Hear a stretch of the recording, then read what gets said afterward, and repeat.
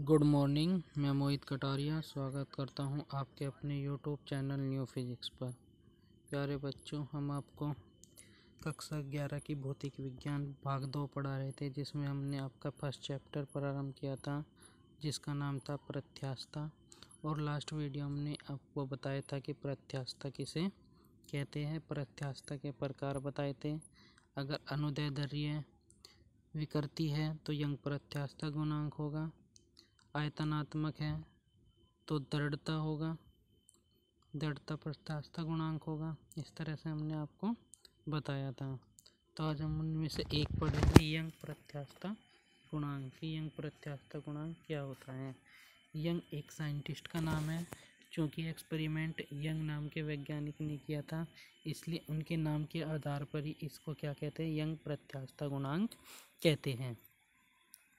तो क्या होता है, सेम परिभाषा है जो हमने कल हुक के नियम की परिभाषाएं पढ़ी थी, उससे ही रिलेटेड परिभाषा है। बस एक दो वर्ड का चेंज होगा। बस वहाँ पर हमने लघु विकृति की सीमा पढ़ी थी, बस यहाँ पे क्या जाएगा, अनुदैर्ध्य प्रतिबल और अनुदैर्ध्य विकृति आ जाएगी। नहीं तो सेम परिभाषा हुक के वाली होगी। अगर आपने हुक की परिभाषा याद कर ली तो आपको यंग के प्रत्यास्थता गुणांक की भी परिभाषा आसानी से याद हो जाएगी। तो क्या है यंग प्रत्यास्थता गुणांक? इंग्लिश में यंग मॉडुलस ऑफ इलास्टिसिटी कहते हैं। लघु विकृति के लिए अनुदैर्ध्य प्रतिबल तथा अनुदैर्ध्य विकृति के अनुपात को उस वस्तु के पदार्थ का यंग प्रत्यास्थता गुणांक कहते हैं। इसे कैपिटल वाई से प्रदर्शित करते हैं।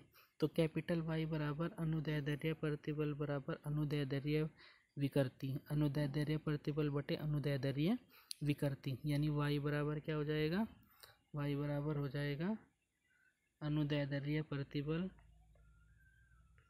बस अनुदैर्ध्य प्रतिबल, बस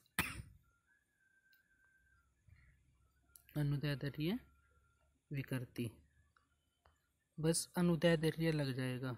हमने कल हुक के परिभाषा पढ़ी थी, क्या, E बराबर प्रतिबल बटे विकृति।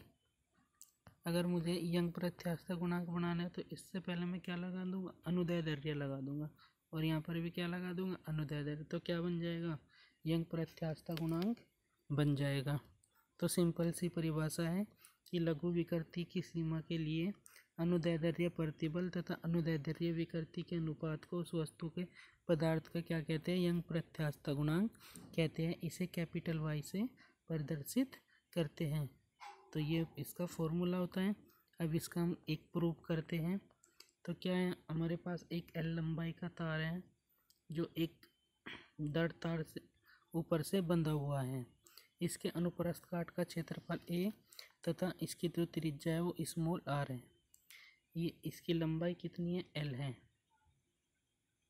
इस पर हमने एम जी का एक भार टांग दिया, जिससे इसकी लंबाई बढ़कर कितनी हो गई, एल प्लस डेल्टा एल हो गई। तो लंबाई में कितनी वृद्धि हुई, तो L plus delta L minus L, यानी जितनी लंबाई बढ़ी उसमें तो एल को घटा देंगे तो कितनी, तो डेल्टा एल की क्या होगी, इसमें वृद्धि हो गई।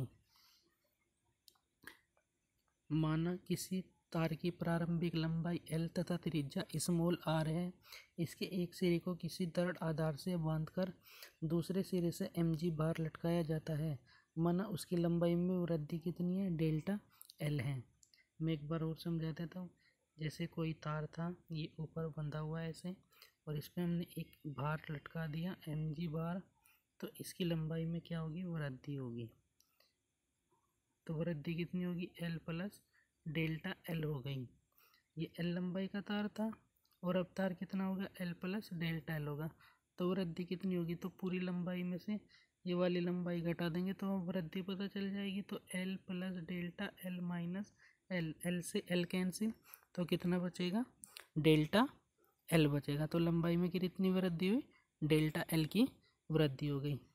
तो अनुदैर्ध्य प्रतिबल क्या बताया था कल परिभाषा, बल बटे क्षेत्रफल। बल कितना है, एम जी, क्षेत्रफल कितना हो जाएगा, पाई आर स्क्वायर।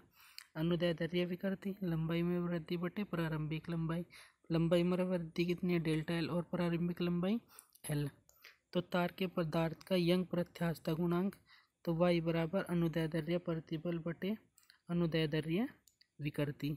प्रतिबल का मान रख दिया यहाँ पर mg बटे पाई स्क्वायर, विकृति का मान रख दिया डेल्टा एल बटे एल।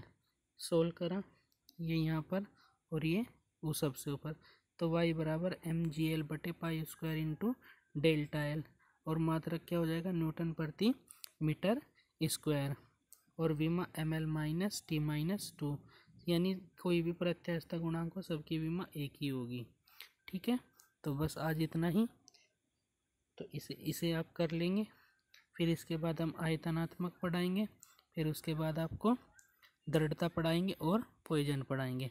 तो आज के वीडियो में बस इतना ही।